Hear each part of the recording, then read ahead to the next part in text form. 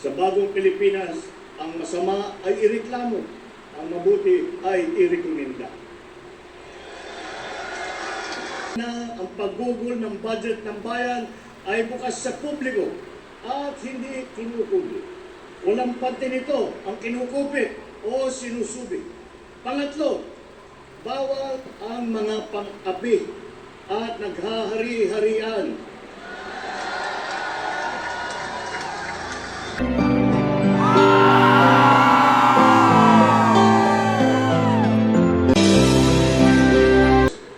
Mga kababayan, magandang gabi po sa inyong lahat.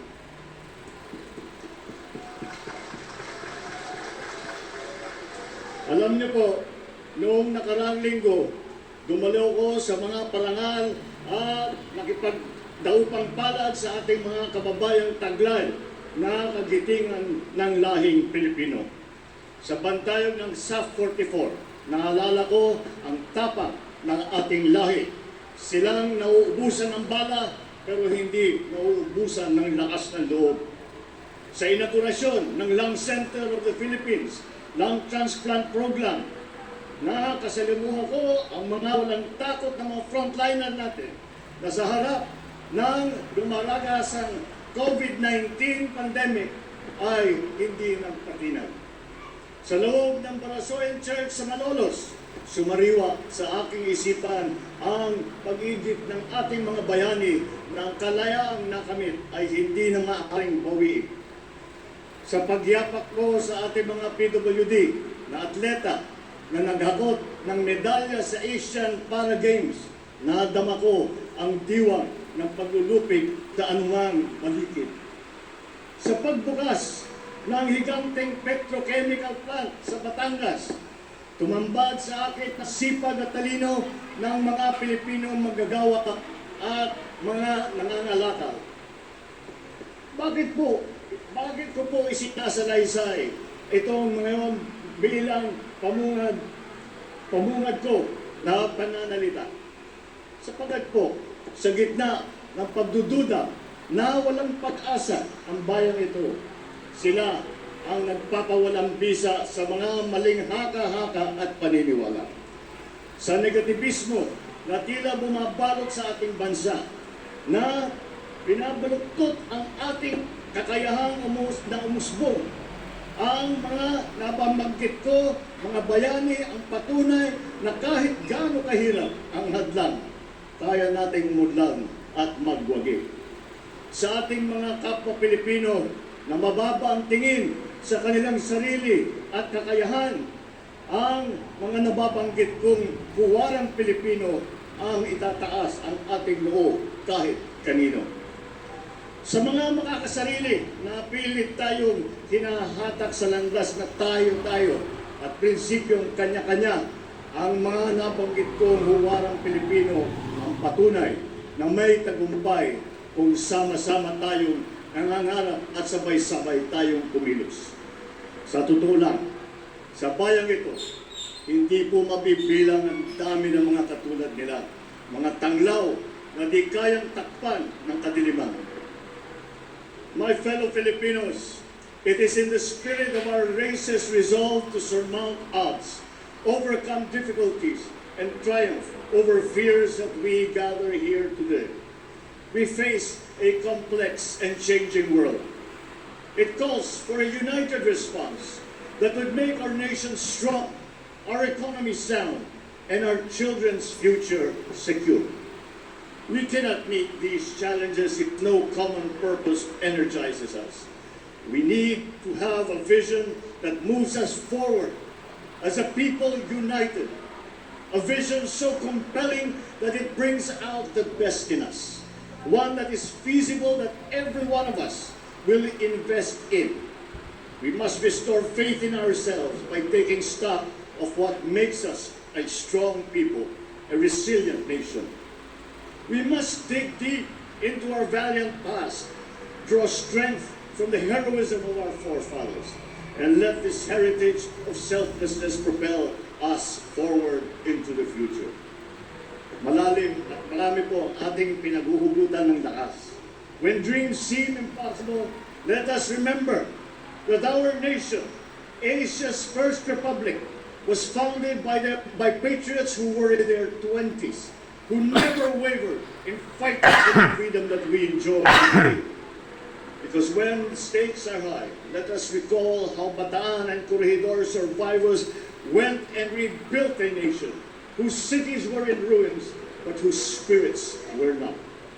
When hard work looms, let us be inspired by the resilience of communities pummeled by typhoons, yet never let this annual stress of nature defeat them. Every generation who came before us was defined by the crisis that tested their mettle and that tried their souls. And as we rebuild, we must not return to a nation as it was before. We must create one that is better.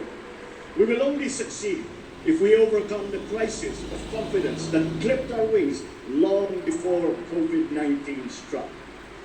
We have to begin by restoring faith in ourselves, belief in our strengths, and trust in our institutions.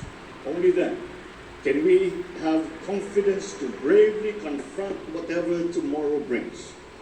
Ang balakid na nakakahambalan sa ating pagunlad ay ang kawalang tiwala natin sa ating mga sarili, sa ating mga institusyon. Bakit marami sa atin ay napakababaw ng pagtingin sa ating kakayahan? Bakit naging marupok ang paggatag sa mga batas at alituntunin? Simpleng batas trapiko, hindi nasusundan. Ang kalat, itinatapon kung saan-saan. Uso pa rin ang palakasan, talamak ang palusot. Gustong makalamang, ayaw lumaban ng patas. Hindi pwedeng ibunto ng sisi sa taong bayan paulit-ulit na pinangakuan pero hindi natutupad na pangako. Hindi natin pwedeng sumbatan ang masang biniguna ng maraming beses. Kaya ilang beses ko na itatanong sa aking sarili, paano ba natin iilumin ang pagtatampo ni Juana at Juan de la Cruz? Paano natin ipabalik ang tiwala nila sa gobyerno, sa kanilang sarili, sa ating kinabukasan? Paano ba natin bubuhayin ang pananalig nila na kaya natin ang mga hamong parating? I believe that to win that trust, the government must show in deeds, not in words, that it is deserving of that trust. Government must lead by example, not by empty exhortation, but in ways that inspire confidence to our people, so they too will believe that the greatness they deserve is at hand. It must present an agenda for the future, with clear benefits for our people. For only by providing clarity will they invest in it. We must craft a blueprint for progress, a plan that inspires hope and promises change, because without one, we will be inflicting the old and outmoded views on our people, denying them the benefits that innovation and that empowerment will bring. We now have that plan, the Philippine Development Plan of 2023 to 2023. Binalangkas ito ng lahat ng mga departamento ng ating gobyerno. Nagtoka ng mga gawain, nagkasa sa bawat sektor, sa bawat sulok ng ating bansa, upang sama-sama tayong bumangon muli. It enumerates the sectors to which funds should be channeled, what nurturing policies must be planted so that these can contribute to the overall growth that we desire. It lists the infrastructure which we are building better and more. It paints the ideal human development index that we are all working to achieve. Ang Philippine Development Plan, yan ang isa sa mga batayang dokumento kung saan hinango ang bagong Pilipinas, our brand of governance. Ang bagong Pilipinas ay hindi slogan, mabasalang binigkas, o bumper sticker na kung saan na lang ikinakabit na ibiniburda sa damit. Ang layunin ng bagong Pilipinas ay maglatag ng mga mithiin na dapat natin makamta para sa kinabukasan ng ating bayan. Tapos na ang patsi-patsi na plano na iba-iba na ang nangyayari lang ay nagkakawatak-watak tayo. It is time for bold thinking, accompanied by the strong will to execute it. As I have said many times, the mandate of the people should be devoted to achieving the grand, not wasted on the petty. I will not squander the sovereign people's trust by marching and grunting loudly, but staying only in place, when what you want is to surge forward bereft of drama. Bagong Pilipinas is not a political game plan that caters to a privileged few. It is a master plan for genuine development, the benefits of all our people. Bagong Pilipinas serves no narrow political interests. It serves the people. Bagong Pilipinas is not a new partisan coalition in disguise. It is a set of ideals that all us Filipinos, regardless of political creed or religion or wealth, can coalesce around. Bagong Pilipinas is addressed to all government officials and employees and citizens of this country. It is an invitation to all of us to think about being a Filipino and view the nation from a renewed perspective. It is a call for transformation, the transformation of our idea of being Filipino, and the transformation of our economy, of governance, of society. Bagong Pilipinas transcends this administration. To those whose overheated imagination has been poisoned by toxic politics, Bagong Pilipinas is no Trojan horse. It conceals no agenda. It is a program of many workhorses driven by the love of country. The sweeping vision that it brings presents will not automatically come to fruition. It will require for all of us to work very hard. Such is not the assigned task of government alone, but it is the duty of every Filipino. This is not a plan drafted in isolation by those who govern. This is a plan drawn from the inputs of the sovereign. As such, it can only succeed with the people's participation. It can only succeed if the government will demonstrate the fortitude to do the hard work. And for this, I pledge, government will neither ask the people for sacrifices it will not exact first upon itself, nor impose a burden that is heavier than what people can carry. Sa Bagong Pilipinas, ang pagbabago ay nagsisimula sa pamahalaan. While power emanates from the people, change must begin to government. Kaya naman, ito ang aking mga mahigpit na tagubil sa mga kawani ng gobyerno.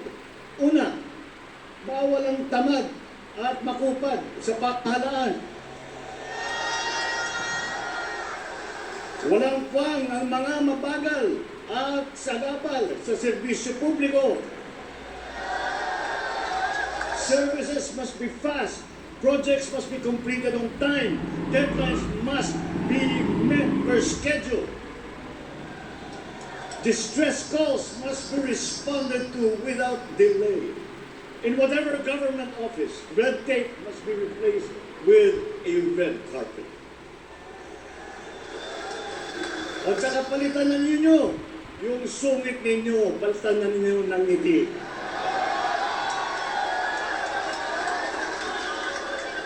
Complex requirements and the processing time must be reduced.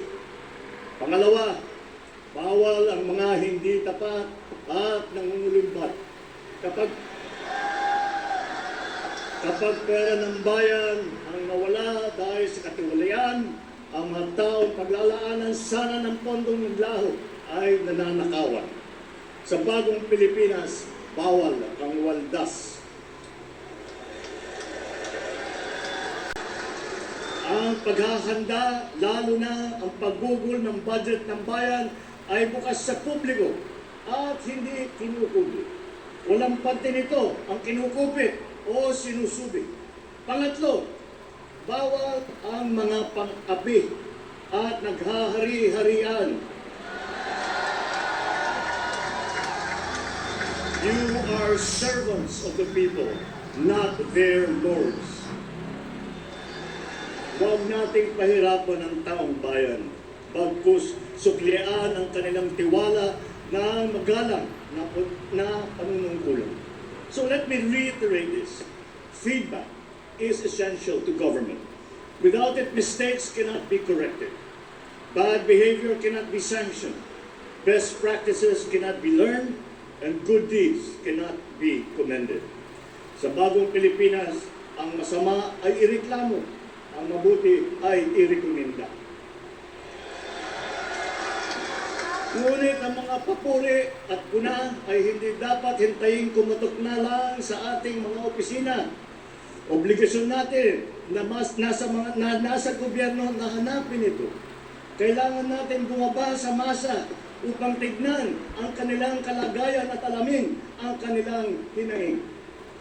Huwag iasa ang pagpisil sa kanilang pulso sa mga report lamang. Tapos na ang panahon ng pagkukuyakoy sa loob ng mga tanggapan ng gobyerno. Halimbawa, imbis na suriin ang isang suliranin sa walang katapusan baliktatan ng mga tao sa gobyerno, bakit hindi lang magkaroon ng konsultasyon sa mga naapektuhan? Sa bagong Pilipinas, ang mga mamamayan ay dapat ligtas. Ligtas sa krimen, ligtas sa kalamidad. Sa mga pulis, ating mga bumbero, tiyakin ninyo na agarang pagresponde sa bawat tawag at sumbong. Ngunit, ang pinakamahalagang dapat bawasan ay ang dami ng tawag at sumbong sapagkat nangangahulugan ito na bumababa na ang bilang ng krimen. Ang inyong sigasig ay susuklian natin ng suporta of ample resources to move, to communicate, and to solve the problems that we are faced with, including tools to prevent a different kind of stealing. When contents of e-wallets are picked by cyber criminals, when their dirty hands reach our children through computer screens, we will boost the defenses of our people and communities against calamities. More than paying tribute to their resilience, we must provide them with resources. Sa bagong Pilipinas, una ang kabataan dahil prioridad ang kanilang kinabukasan. Pangangalaga sa kalikasan ang pangunahin nilang pagkakabalahan. The reforms that we envision for our educational system should be showcased in our classrooms. The gist of which is this: a learner with books on their table, a well-trained, highly motivated, well-paid teacher in front of them, teaching a curriculum carefully created to our needs under a setting wired to the digital world. Sa gitna nito, ang sentro ng ating pagsisikap, isang batang natututo. To learners who are hungry, we will provide meals. Because one cannot feed the mind habang umuulong ang kanilang mga tiyan. Through Bagong Pilipinas, we will meet our greatest obligation to our youth, to mold them into critical thinkers, problem solvers, and visionaries for their country.